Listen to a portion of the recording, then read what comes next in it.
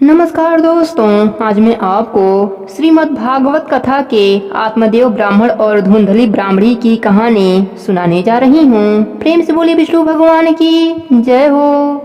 पूर्व काल में तुंगभद्रा नदी के तट पर एक अनुपम नगर बसा हुआ था। वहाँ सभी वर्णों के लोग अपने अपने धर्मों का आचरण करते हुए सत्य और सत्य कर्मों में तत्पर रहते थे। उस नगर में समस्त वेदों का विशेषज्ञ और समस्त कर्मों में निपुण एवं आत्मदेव नामक एक ब्राह्मण रहता था। वह साक्षात दूसरे सूर्य के समान तेजस्वी था। वह धनी होने पर भी भिक्षाजीवी था। उसकी प्यारी पत्नी धुंधली कुलीन एवं सुंदरी होने पर भी सदा अपनी बात पर अड़ जाने वाली थी। उससे लोगों की बात करने से सुख मिलता था। उसका स्वभाव क्रूर था। बात बात में विवाद करती थी। गृह कार्य में निपुण थी, कृतज्ञ थी और झगड़ालू भी थी। फिर भी दोनों ब्राह्मण दंपति प्रेम से घर में रहते थे। उनके पास अर्थ और भोग विलास की सामग्री बहुत थी, परंतु उससे उन्हें सुख नहीं था। जब अवस्था बहुत बढ़ गई तब उन्होंने संतान प्राप्ति के लिए तरह तरह के दान पुण्य कार्य आदि किए। इस प्रकार धर्म कार्य में उन्होंने अपना आधा धन समाप्त कर दिया, तो भी उन्हें पुत्र या पुत्री किसी का भी मुख देखने को न मिला। इसलिए अब वह ब्राह्मण बहुत ही चिंताकुल रहने लगा। एक दिन वह ब्राह्मण देवता बहुत दुखी होकर घर से निकलकर वन को चल दिए। दोपहर के समय उसे प्यास लगी, इसलिए वह तालाब पर आया। संतान के अभाव के दुख ने उसके शरीर को बहुत सुखा दिया था, इसलिए थक जाने के कारण जल पीकर वहीं पर बैठ गया। 2 घड़ी बीतने पर वहां एक सन्यासी महात्मा आए। जब ब्राह्मण देवता ने देखा कि वे जल पी चुके हैं, तब वह उनके पास गया और चरणों में नमस्कार करने के बाद सामने खड़े होकर लंबी लंबी सांसें लेने लगा। सन्यासी ने पूछा, कहो ब्राह्मण देवता, रोते क्यों हो? ऐसी तुम्हें क्या भारी चिंता है? तुम जल्दी ही मुझे अपने दुख का कारण बताओ। ब्राह्मण ने कहा, महाराज, मैं अपने पूर्व जन्म के पापों से संचित दुख का क्या वर्णन कहूँ। अब मेरे पितर मेरे द्वारा दी हुई जलांजलि के जल को अपनी चिंता जनित सांस के कुछ गर्म करके पीते हैं। देवता और ब्राह्मण मेरा दिया हुआ अन्न प्रसन्न मन से स्वीकार नहीं करते। संतान के लिए मैं इतना दुखी हो गया हूँ कि मुझे सब सुना ही सुना दिखाई देता है। मैं प्राण त्यागने के लिए यहाँ आया हूँ। संतानहीन जीवन को धिक्कार है, संतानहीन गृह को धिक्कार है, संतानहीन धन को धिक्कार है और संतानहीन कुल को धिक्कार है। मैं जिस गाय को पालता हूँ वह भी सर्वथा बाँझ हो जाती है। जो पेड़ लगाता हूँ उस पर फल फूल नहीं लगते। मेरे घर में जो फल आता है वह भी बहुत जल्दी सड़ जाते हैं। जब मैं ऐसा अभागा और पुत्रहीन हूँ तो फिर इस जीवन को ही रख कर मुझे क्या करना है? यूँ कहकर वह ब्राह्मण दुख से व्याकुल हो उन सन्यासी महात्मा के पास फूट फूट कर रोने लगा। तब उन मुनिवर के हृदय में बड़ी करुणा उत्पन्न हुई। वे योगनिष्ठ थे। उन्होंने उसके ललाट की रेखाएं देखकर सारा वृतांत जान लिया और फिर उसे विस्तार पूर्वक कहने लगे। सन्यासी ने कहा, ब्राह्मण देवता, इस प्रजा प्राप्ति का मोह त्याग दो। कर्म की गति प्रबल है, विवेक का आश्रय लो। मैंने इस समय तुम्हारा प्रारब्ध देखकर निश्चय किया है कि 7 जन्म तक तुम्हारे कोई संतान किसी प्रकार का नहीं हो सकती। पूर्व काल में राजा सगर को उसके पुत्रों के कारण दुख भोगना पड़ा था।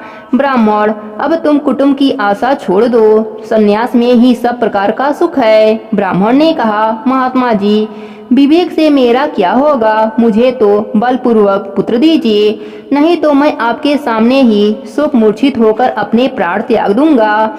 जिससे पुत्र स्त्री आदि का सुख नहीं है, ऐसा संन्यास तो सर्वथा नीरस है। लोक में सरस तो पुत्र पौत्रादि से भरा पूरा गृहस्थ आश्रम ही है। ब्राह्मण का ऐसा आग्रह देखकर उन तपोधन ने कहा, विधाता के लेख को मिटाने पर राजा चित्रकेतु को बड़ा दुख उठाना पड़ा था। उस पुरुष के समान तुमको भी पुत्र सुख नहीं मिल सकेगा। तुमने तो बड़ा हठ पकड़ रखा है और अर्थी के रूप में तुम मेरे सामने उपस्थित हो। ऐसी दशा में मैं तुमसे क्या कहूँ? जब महात्मा जी ने देखा कि यह किसी प्रकार अपना आग्रह नहीं छोड़ता, तब उन्होंने उसे एक फल देकर कहा, इसे तुम अपने पत्नी को खिला देना, इससे उसके एक पुत्र होगा। तुम्हारी स्त्री को 1 साल तक सत्य, शौच, दया, दान और एक समय अन्न खाने का नियम रखना। यदि वह ऐसा करेगी तो वह बालक बहुत ही शुद्ध स्वभाव वाला होगा।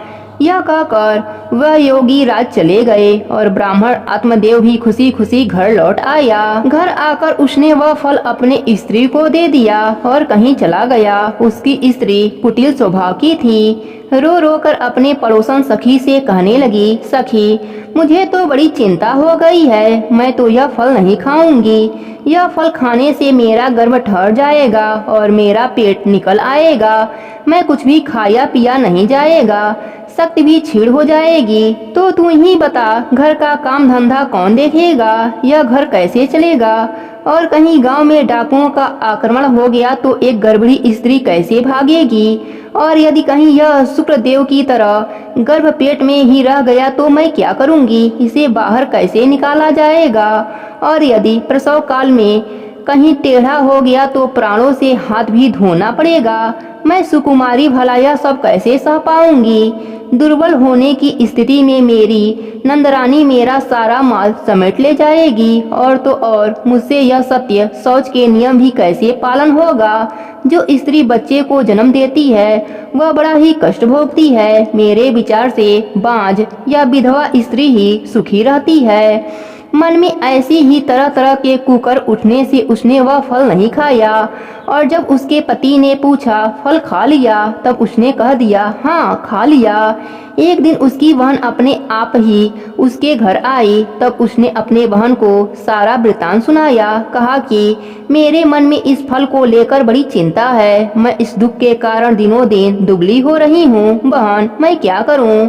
बहन ने कहा, मेरे पेट में बच्चा है, प्रसव होने पर वह बालक मैं तुझे दे दूंगी। तब तक तू गर्भवती के समान घर में गुप्त रूप से सुख से रह।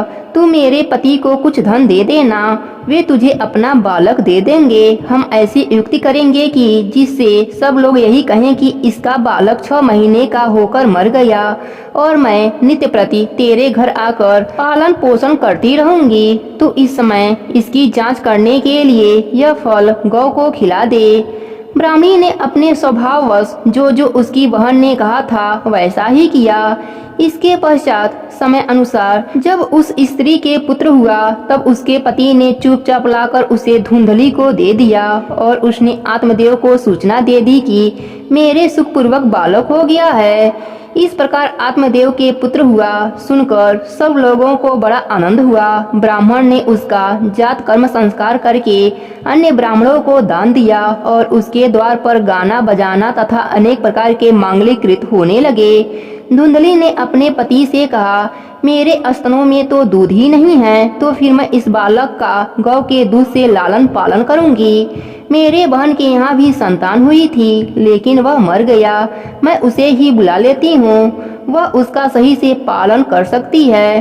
तब अपने पुत्र की रक्षा के लिए आत्मदेव ने वैसा ही काम किया। माता धुंधली उस पुत्र का नाम धुंधकारी रखा। इसी समय ब्राह्मण की गाय के 3 महीने बीत जाने पर एक मनुष्यकार बच्चा पैदा हुआ। वह स्वर्ण सुंदर, दिव्य, निर्मल तथा स्वर्ण की क्रांति वाला था। उसे देखकर ब्राह्मण देवता को बड़ा आनंद हुआ और उसने स्वयं ही उसके सब संस्कार किए।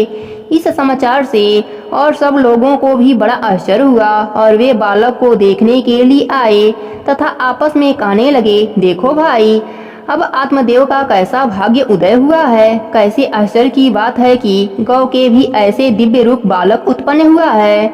दैवयोग से इस गुप्त रहस्य का किसी को भी पता न लगा। आत्मदेव ने उस बालक के गौ जैसे कान देखकर उसका नाम गौकर्ण रख दिया। कुछ काल बीतने पर वे दोनों बालक जवान हो गए। उनमें गौकर्ण तो बड़ा पंडित और ज्ञानी हुआ, किंतु धुंधकारी बड़ा ही दुष्ट निकला। खान, शौच आदि ब्राह्मणोचित आचार्यों का उसमें नाम भी न था और न खान पान ही कोई परहेज था।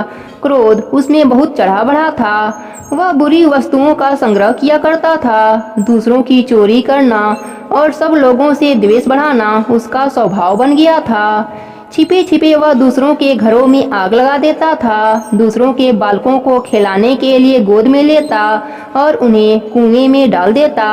हिंसा का उसे व्यसन सा हो गया था। हर समय वह अस्त्र शस्त्र धारण किए रहता और बेचारे अंधे और दीन दुखियों को व्यर्थ तंग करता था। चंडालों से उसका विशेष प्रेम था। वह हाथ में फंदा लिए कुत्तों की टोली के साथ शिकार की दो में घूमता रहता। वेश्याओं के जाल में फंसकर उसने अपने पिता की सारी संपत्ति नष्ट कर दी। एक दिन माता पिता को मार पीट कर घर के सब बर्तन भाड़े वाले उठा ले गए। इस प्रकार जब सारी संपत्ति स्वाहा हो गई तब उसका कृतज्ञ पिता फूट फूट कर रोने लगा और बोला, इससे तो इसकी माँ का बाज रहना ही अच्छा था। कुपुत्र तो बड़ा ही दुखदाई होता है। अब मैं क्या करूं, कहाँ जाऊं? मेरे इस संकट को कौन काटेगा? हाय, मेरे ऊपर तो बड़ी विपत्ति आ पड़ी है।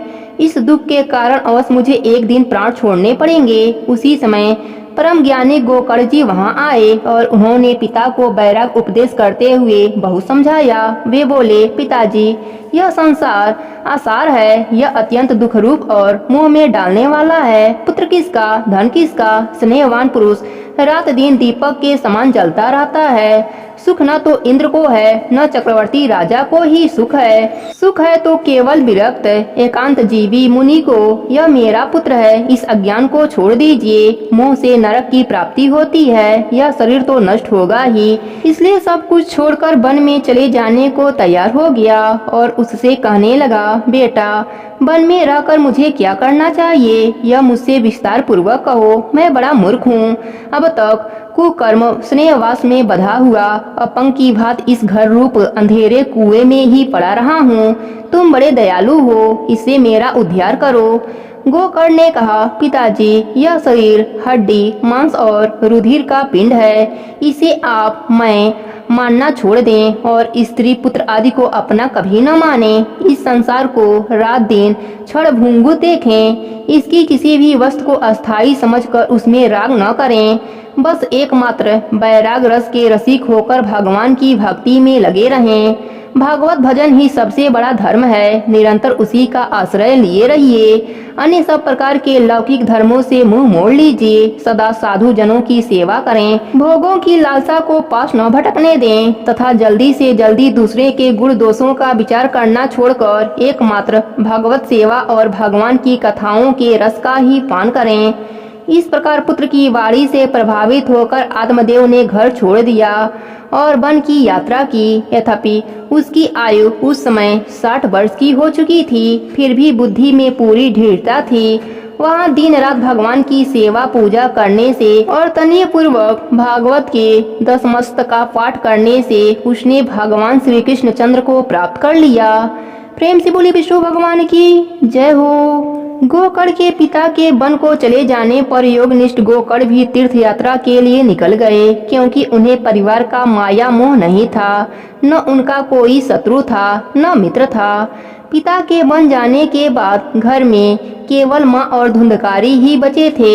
एक दिन धुंधकारी ने अपनी माँ को बहुत पीटा और कहा, बता, धन कहाँ छुपा रखा है, जल्दी बता, नहीं तो इस जलती लकड़ी से अंग अंग भून दूंगा। पुत्र के इस प्रकार के रोज रोज से उपद्रव से तंग आकर माँ ने कुएं में छलांग लगाकर आत्महत्या कर लिया। माता के स्वर्गवास के बाद धुंधकारी 5 वेश्याओं के साथ रहने लगा। धीरे धीरे उसके लिए धन भोग्य सामग्री को एकत्रित करने को लेकर क्रूर कर्म करने लगा।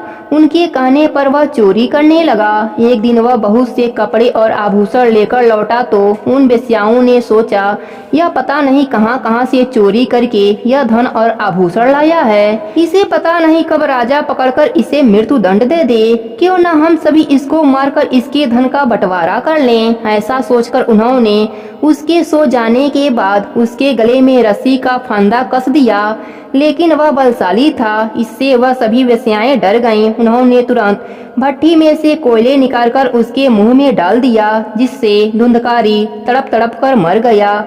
उन्होंने उसके शरीर को एक गड्ढे में डालकर मिट्टी डाल दी। फिर वे वेश्याएं धन आपस में बांट लिया। लोगों के पूछने पर कह देती कि वह हमारे लिए धन कमाने के लिए गया है, शीघ्र ही आ जाएगा। धुंधकारी अपने कुकर्मों के कारण एक प्रेत बना। वह बवंडर बनकर एक दिशा से दूसरी दिशा में भटकता रहता, कहीं पर भी एक पल को नहीं ठहर पाता। बस है देव चिल्लाता रहता था, परंतु उसकी कोई सहायता नहीं करता। जब गोकर्ण ने अपने भाई धुंधकारी के मृत्यु का समाचार सुना तो उन्होंने तुरंत उसको अनाथ समझकर गोदान और श्राद्ध किया। इस प्रकार गोकर्ण घूमते फिरते एक दिन अपने ही नगर में आ पहुँचे। तो उन्होंने सोचा क्यों न रात अपने ही घर में बिताई जाए। जब घर पर हैं तो फिर वो अपने घर आकर बीच आंगन में सो जाते हैं, लेकिन उसी घर में उनका भाई धुंधकारी भी प्रेत बना हुआ छुपा बैठा था। जब उसको पता चला कि गोकर्ण ही लेटा है तो वह तरह तरह के रूप दिखाने लगा, कभी अग्नि बनता, कभी हाथी, घोड़ा और पता नहीं क्या क्या। गोकर्ण ने सोचा अवश्य ही कोई दुर्गति को प्राप्त हुआ आत्मा है। तब उन्होंने उससे बड़े धैर्य से पूछा, रात्रि के समय तू ऐसे भयानक रूप क्यों दिखाता है? तेरी यह दशा कैसे हुई, मुझे बताओ। गोकर्ण के इस प्रकार पूछने पर प्रेत धुंधकारी जोर जोर से रोने लगा और बोला, मैं तुम्हारा ही भाई धुंधकारी हूँ। मैंने अपने कुकर्मों से इस दशा को प्राप्त हुआ हूँ। अब दैववश कर्मफल का उदय होने के केवल वायु भक्षण करके जी रहा हूँ। भाई तुम दया के सागर हो, जैसे पिता का उद्धार किया वैसे ही मेरा मार्गदर्शन करो। गोकर्ण ने कहा, मैंने तुम्हारे लिए विधि पूर्वक पिंडदान किया था, फिर भी तुमको मुक्ति नहीं मिली तो फिर अब कुछ नहीं हो सकता। अगर तुमको कुछ ज्ञात है तो निश्चय होकर कहो कि अब मुझे क्या करना चाहिए। प्रेत ने कहा, भाई मेरी मुक्ति सैकड़ों गया और श्राद्ध करने से भी नहीं हो सकती, इसका उपाय आप ही खोजना। प्रेत की बात सुनकर गोकर्ण महाराज को बड़ा आश्चर्य हुआ। उन्होंने धुंधकारी से कहा, तुम निर्भय होकर अपने स्थान पर जाओ, मैं कुछ न कुछ उपाय खोजता हूँ। गोकर्ण की आज्ञा से धुंधकारी वहाँ से चला गया और गोकर्ण महाराज लेटे लेटे धुंधकारी की मुक्ति का उपाय सोचने लगे, लेकिन कोई उपाय नहीं सूझा। तो प्रातः काल होते ही वे विद्वानों और ज्ञानी जनों के पास गए, रात की घटना कह सुनाई। सबने अपने अपने ग्रंथ उलट पुलट के देखे पर उपाय न सूझा। सबने उसको सूर्य नारायण भगवान की शरण में जाने को बोला। गोकर्ण महाराज ने अपने तपोबल से सूर्य नारायण की गति रोककर उनकी स्तुति की और पूछा, प्रभु आप इस समस्त संसार के साक्षी हैं, गर्व ज्ञाता हैं, मैं आपको नमस्कार करता हूँ। प्रभु आप कृपा करके धुंधकारी प्रेत की मुक्ति का साधन बताइए। सूर्य नारायण भगवान बोले, गोकर्ण तुम श्रीमद् भागवत महापुराण का आयोजन करो, उससे मुक्ति संभव है। तुम उसका सप्ताह पारायण अनुष्ठान करो।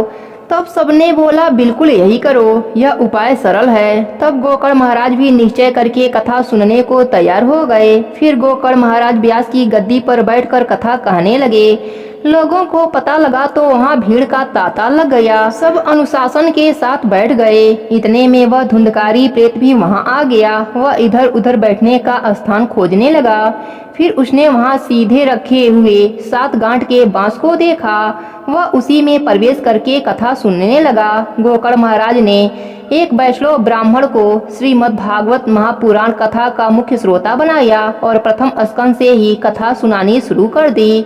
शाम को जब कथा समाप्त हुई तो वहाँ एक आश्चर्य घटना घटित हुई। बांस की एक गांठ फट गई।